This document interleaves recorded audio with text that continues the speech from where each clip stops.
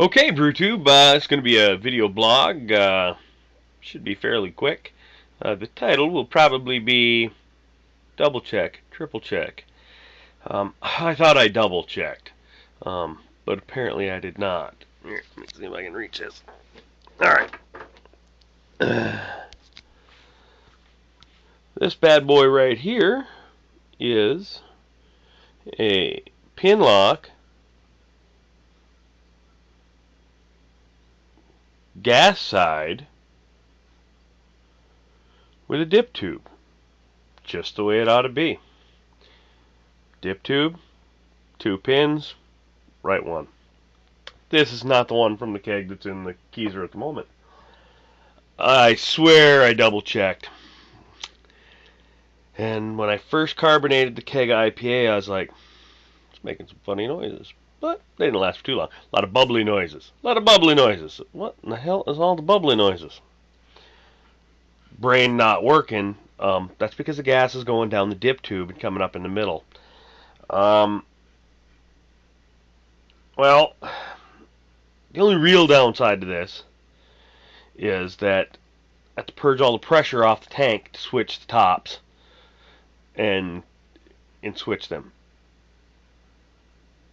because then you go and you put the supply side on and hit the button, and all you're getting is CO2 out the picnic tap, and that doesn't seem quite right, because it's not quite right. Purge the tank, disconnect the tank, purge the tank, pop the top, bake beat, go. Sure enough, grab the wrench, switch the two ports, put them back together, rehit it with the gas. So it's back under pretty high pressure. Shouldn't have really got much of a chance. It's not like I really introduced oxygen. Should have still been full of CO2 in there. I did crack the seal on the main top, but CO2 is heavier. It should have stayed in. I didn't, but just peek it open, take a look, close it back up, take the tops, take the valves off, put the valves in the right spots, put it back under pressure. It's back under pressure.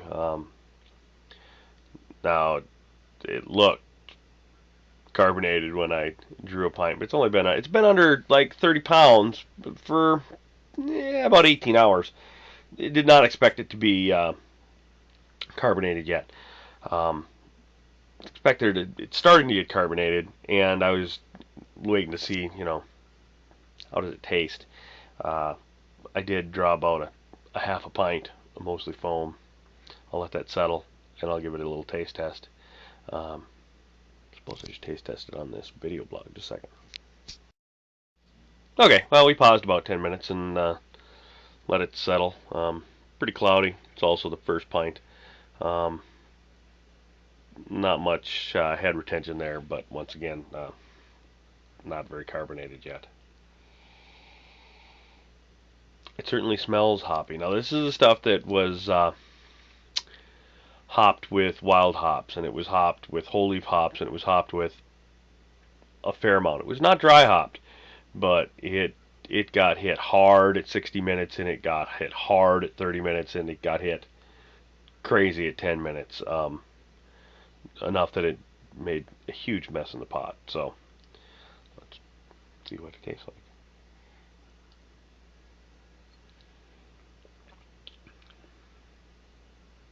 Okay, now it's still going to be a little bit grassy. Now, typically I make my IPA types not all that bitter, because I kind of like more of the flavor with a little less of the actual bitter. I like to go with bigger late additions. This one I thought, let's just get it in there, and let's see how it does for bittering as well. And